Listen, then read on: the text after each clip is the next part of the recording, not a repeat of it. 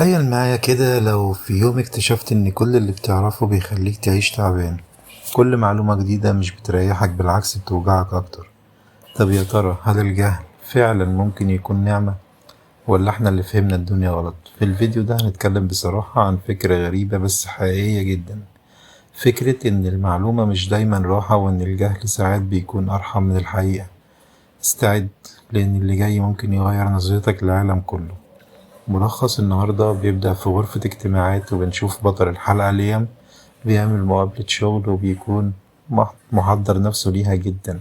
لكن للأسف المقابلة مش بتمشي زي ما هو عايز، وبيسأله أسئلة بيكون رده عليها مش مناسب، وبيعرف وقتها إنه مش مناسب للوظيفة، ولكن بيقول له الجملة المشهورة هنبقى نتصل بحضرتك. وبينزل من المقابلة بيركب تاكسي عشان يروح المطار ويرجع مدينته.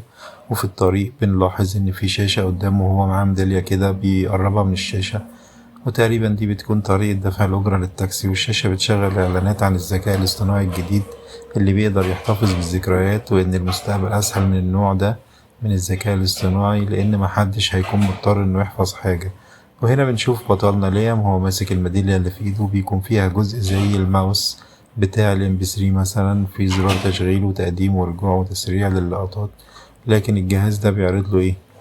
بيعرض ذكرياته اللي هو شافها وسمعها، لأن كل حاجة عينه شافتها أو ودانه سمعتها اتحفظت بطريقة معينة. وتقريبا كده ده موضوع الإعلان اللي شفناه من شوية. جهاز صغير بيتزرع ورا الودن وبيتوصل بالشبكة العصبية للإنسان، بيكون قادر إنه يحتفظ بكل ذكرياته. حاجة كده زي الليمبي 8 جيجا بس ورا ودانه مش في دراعه. وصاحبنا بيراجع كل اللي حصل في المقابلة، وبيحاول يشوف رد فعل اللجنة اللي كانت بتعمل له المقابلة على كلامه، وبيقرب من وشهم عشان يركز في ردود أفعالهم أكتر. وهنا بيتأكد إنهم مش هيتصلوا بيه ولا هيشغلوه في الوظيفة دي. وبما إنه عاطل بقى ومعندهوش شغل، قرر يرجع مدينته ويروح بيته، رغم إنه كان عامل حسابه يرجع تاني يوم. لكن بيفتكر إن مراته قاعدة عند أصحابها في بيتهم، وبيروح لبيت صاحبتها وبتفتح له الباب ومش بتكون فاكراه، وهو بيعرفها بنفسه وبيقول لها إنه زوج صاحبتها، وإنهم اتقابلوا قبل كده في أكتر من مناسبة وبتفتكره أخيرا. وواضح إن ده من تأثير الذاكرة الإلكترونية اللي الناس كلها أصبحت بتخزن عليها معلوماتها. محدش عنده استعداد يفتكر حاجة بنفسه، وهيفتكر ليه طالما الذكريات كلها على فلاشة هيقدر يرجع لها في أي وقت. بالظبط زي الناس اللي كانت متعودة في التسعينات وبداية الألفين إنها تحفظ أرقام أصحابها، لكن بمجرد ما ظهر الموبايل مبقاش في حاجة إنك تحفظ رقم حد. بالتالي الأرقام اللي كنت حافظها بتتمسح من دماغك واحدة واحدة. أو زي الطالب اللي بيستخدم الآلة الحاسبة في كل عملية حسابية مهما كانت بسيطة، ما بيقدرش بعد كده إنه يستخدم مخه في حساب أي شيء. المهم صاحبنا أول ما بيدخل بيشوف مراته واقفة مع واحد من أصحابها، وبيلاحظ إنها اتفاجئت لما شافته، وبتسأله أنت جيت بدري ليه؟ مش كنت المفروض تيجي بكرة؟ وهنا بيبدأ عنده شك في مراته، وبيسهروا مع بعض، وكل واحد منهم بيستعرض ذكرياته اللي عايز يشاركها مع أصحابه على الشاشة اللي في الليفينج روم.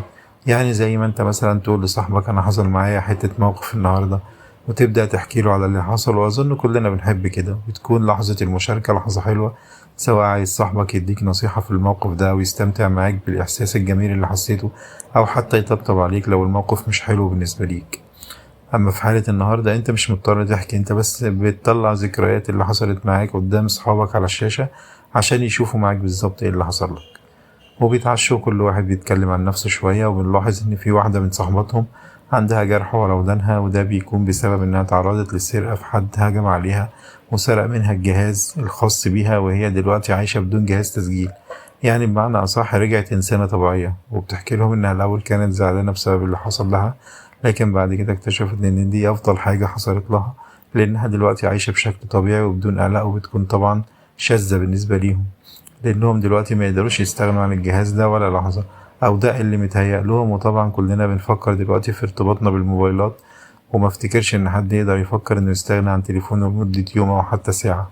وصديقهم اللي كان واقف مع مراته بيبدأ يحكي إنه لما يكون زهقان بيفضل يرجع ذكرياته مع صديقاته اللي بيقضي معاهم وقت حميم، لأنه مش متجوز وكل يوم بيعرف واحدة، وكل شوية بيشغل فيديوهاته معاهم، ودي حاجة بتسعده. بطلنا بيعرض على صاحبهم ده إنه يروح يسهر معاهم في بيتهم، وأول ما بيوصلوا عند البيت بيقوله إحنا مش فاضيين النهاردة، روح. كأنه عايز يحرجه، وفعلا الشخص ده بيروح وهو متضايق جدا. وهما بيدخلوا البيت بيلاقوا الناني بتاعت ابنهم مستنياهم، وأول ما بيوصلوا بتمشي. وبعدين هما بيراجعوا ذكريات ابنهم عشان يعرفوا عمل ايه خلال غيابهم، وهنا بنلاحظ ان الصورة مش من كاميرا، دي من عين الطفل. يعني الطفل كمان مركبين له جهاز ذاكرة إلكترونية، مش الكبار بس. وبعدها بيبدأ تفكير ليام في موضوع مراته والشخص اللي كانت واقفة معاه ياخد مساحة كبيرة من تفكيره. وبيصحى في نص الليل وبينزل يقعد في الليفينج ويفضل يراجع اللقطات بتاعت الليلة اللي فاتت. ومن هنا بتبدأ المشاكل بين البطل وبين مراته، لأنه بيشك إنها على علاقة بصديقها ده، وبيفضل يضغط عليها وهي بتقوله إن فعلا كان في علاقة بينهم من زمان قبل ما تتجوزوا.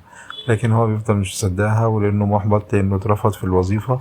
الموضوع ده بيفضل شاغله جدا وبيعمل مشاكل مع مراته كل شوية، لحد ما بيقرر إنه يروح يواجه صديق مراته وبيسأله. ولما بيوصل هناك بيلاقي صاحبتهم اللي معندهاش جهاز تسجيل عايشة معاه، وبيسأله: انت علاقتك بمراتي استمرت لحد امتى؟ وهو طبعا مش بيكون عايز يجاوبه، لكن صاحبنا بيهجم عليه وبيقدر انه يشغل ذكرياته غصب عنه. وبيشوف انه كان مع مراته لحد فترة قريبة 16 من سنة و6 شهور تقريبا، يعني وهو متجوزها مش قبل الجواز زي ما قالت له. وبيتجنن وبيرجع لمراته وبيسألها وهي بتحاول تكذب عليه لأنها مش عايزة تخسره، لكن طبعا كل حاجة مسجلة مش هتقدر تكذب. وبالفعل بينهار وبتعترف بإن بتكون النتيجة إنهم انفصلوا، وأخدت ابنهم ومشيت وهو عاش في البيت لوحده مع ذكرياته اللي هتقتله.